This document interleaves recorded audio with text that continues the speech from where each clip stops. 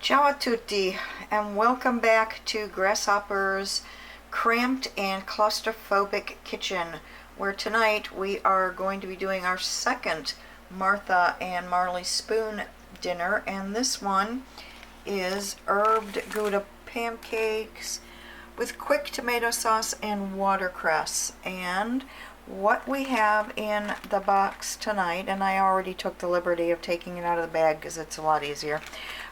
We have watercress, there is fresh parsley, all-purpose flour, fresh thyme, there is one of these guys, I have been criticized for mispronouncing shallot, so, but you know what, it's my channel, I'll pronounce it any way I want. So, there is also aged Gouda, there is a nice beefsteak tomato, lemon, and l'aqua plain mineral water. So what we are going to do to start with, let's just flip over the instructions, and what we're going to do first is make the tomato sauce, and we actually make it directly into the pan. It takes 5 minutes.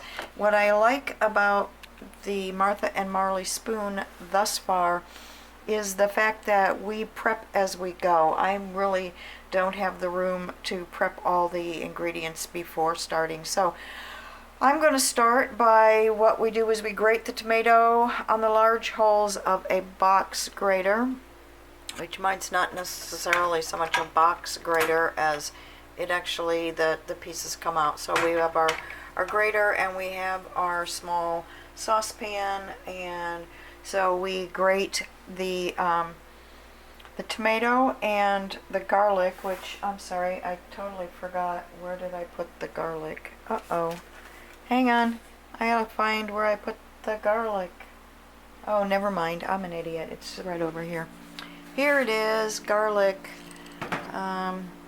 False start, but I'm not gonna go do it again. So anyway, grating tomato, grating garlic into the saucepan, then we add oil, which will be my olive oil, whatever one I'm using now, thyme, salt, pepper, bring to a simmer and cook, stirring occasionally for 5 minutes. And so I'm going to do that, and you guys can just kind of sit there and twiddle your thumbs. Alrighty then.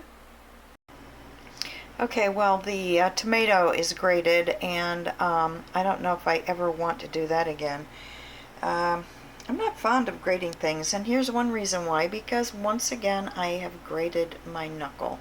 So while I take a break to go and find a Band-Aid, y'all can just kind of picture me grating the garlic, because I don't know if I'm going to even show that. Okay, so we're back with a Mickey Band-Aid. That's not the first time I have grated this particular knuckle. This is apparently going to be one of those comedy of errors thing. I got blood on my shirt, it's no big deal, I'll live, but it just aggravates me that I'm so klutzy. So anyway, to get on with this comedy of errors, we're now going to grate the garlic and hope that that doesn't result in more injury. Okay, so in the pan we have our grated beefsteak tomato, the grated garlic. There is, I guess that's a sprig. It's really 2 sprigs, but normally I've seen bigger thyme sprigs, so I put in 2.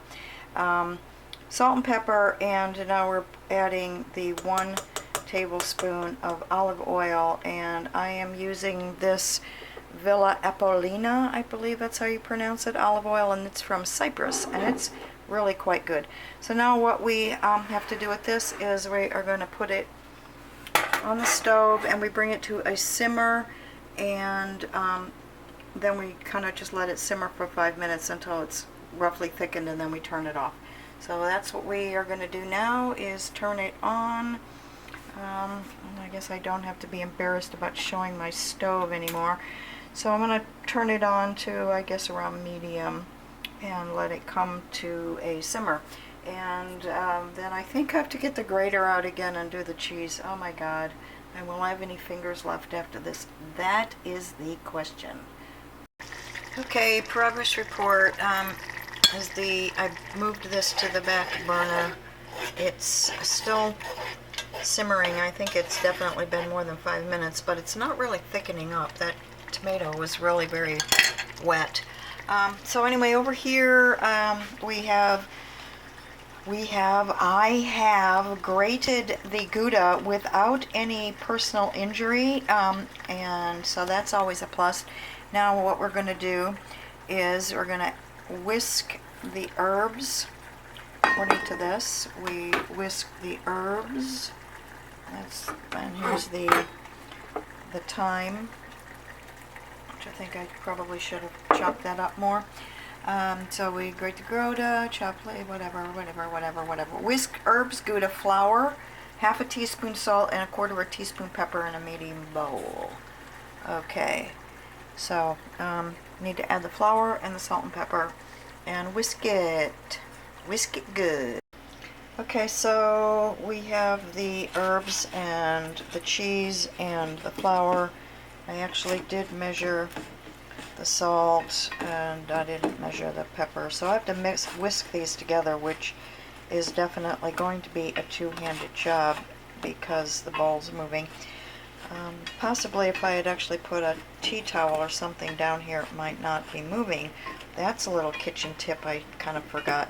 So I'm going to whisk it good, and then the next step will be to crack 1 egg into the dry ingredients, add, was that 2/3 of a cup of seltzer, and whisk to combine. And then I suppose I should get the pan out too. Okay, so we have 1 egg and 2/3 of a cup of the seltzer water, and now we need to whisk this. And yeah, putting a tea towel under the bowl helped somewhat, but it's still really a two-handed job. So we'll get back to that in a second. Am I even filming it? I never do know because I'm kind of holding the camera and looking at it from a different angle. But in the meantime, we have 1 tablespoon of, it's actually the Colavita canola oil. That's heating in the world's largest nonstick pan. It's really only 12 inches, so I don't know if it's just that the stove's so small it looks like it could make pancakes for Paul Bunyan. The tomato sauce, I actually turned that down too low, and I think I'm going to actually turn it off now. I don't think it's going to thicken up any more than that, and I don't want it to burn or anything, so I'm going to turn that off for now and whisk pancakes, and then we start cooking them. That ought to be fun. Okay, well, we've got the pancakes going now. I was a little confused with the directions. Said that working in batches, scoop heaping spoonfuls of batter into the, well, I don't know what size spoon they're talking about, but I'm just using regular one of those spoons, and I'm actually putting 2 scoops.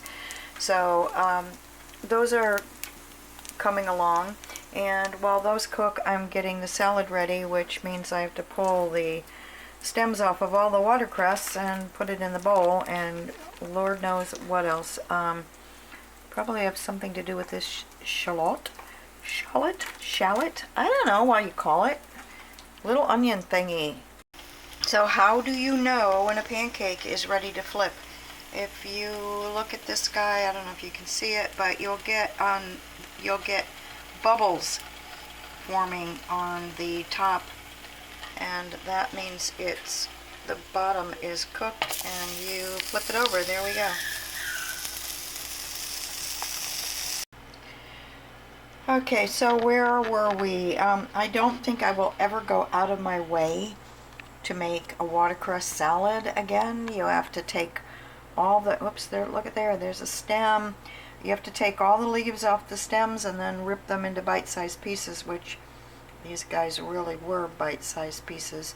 And the shallot, whatever, onion thingy has been sliced, and now I'm getting ready to squeeze the lemon over it. We'll add salt and pepper and a tablespoon of olive oil, and we're going to toss, and then we will plate it and eat it.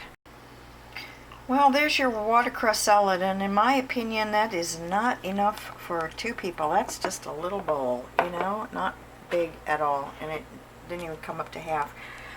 This is probably the most seeds I have ever seen in a lemon. And this doesn't even include all the ones that I picked out before I squeezed it. I've never seen so many seeds. And somehow I managed to not get any of them into the salad. So, like I said a few minutes ago, now I'm going to plate and we'll give it a try. Okay, well, there you have it. The herbed Gouda pancakes with quick tomato sauce and watercress. I actually plated the entire salad because I just didn't, I mean, it's not going to be any good tomorrow. I might as well just eat it, right? So I guess we're going to move it over here to the pretty place. I made lots of pancakes, and they are really good. And I guess I'm going to be having that with what's left of the Yellowtail Shiraz Cabernet mix or blend. Okay, well, there you have it. Herbed Gouda pancakes with quick tomato sauce and watercress. And that is from Martha and Marley Spoon. I'm going to be having that with the what remains of this Yellowtail Shiraz Cabernet blend, which is really quite good. And so from me, the grasshopper, I am going to say bon appetito, ciao for now, and we will see you next time. Thanks for watching. Bye-bye now. Bye-bye.